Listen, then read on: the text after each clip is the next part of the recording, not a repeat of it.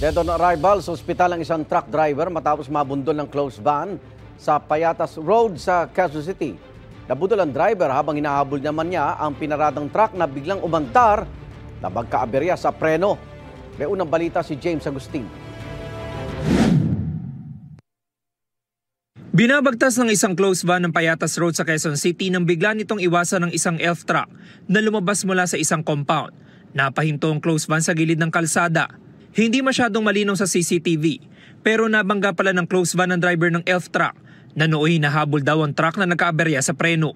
Yung dala niya na elf truck, nakapark doon habang nagbababa sila ng kalakal. Allegedly, nag-malfunction yung handbrake. So umusad umandar yung truck. And itong si driver, biktima, trinay niyang habulin para mapahinto yung sasakyan. Then itong ating closed van, sakto naman na dumaan at nahagip yung ating biktima. Naisugod pa sa ospital ang 46 anyos sa lalaking truck driver, pero idineklarang dead on arrival. Ang closed van tinakasan umano ang aksidente. Nahuli ka man sasakyan na patungo na sa Rizal. Sa follow-up operation ng pulisya, natunto ng closed van sa garahe nito sa Rodriguez, Rizal. Arestado ang 35 anyos na driver na nakakulong ngayon sa QCPD Traffic Sector 5. Meron naman tayong mga witnesses na nakakita doon sa sasakyan. At the same time, nag-conduct yung mga investigators natin ng backtracking at saka review ng mga CCTV.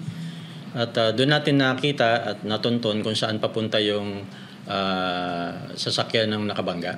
Sabi ng driver ng closed van, pabalik na sila sa Rizal noong mga oras na yon matapos mag-deliver ng frozen goods sa Batangas.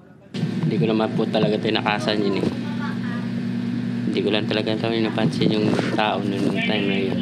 Hindi lang talaga ako ng tawad doon kasi ito lang talaga, hindi ko talaga alam yung nangyari na yun.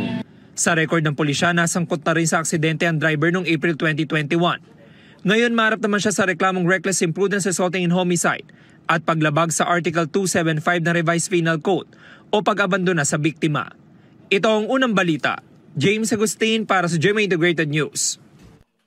Igan, mauna ka sa mga balita, mag-subscribe na sa GMA Integrated News sa YouTube para sa iba't ibang ulat sa ating bansa.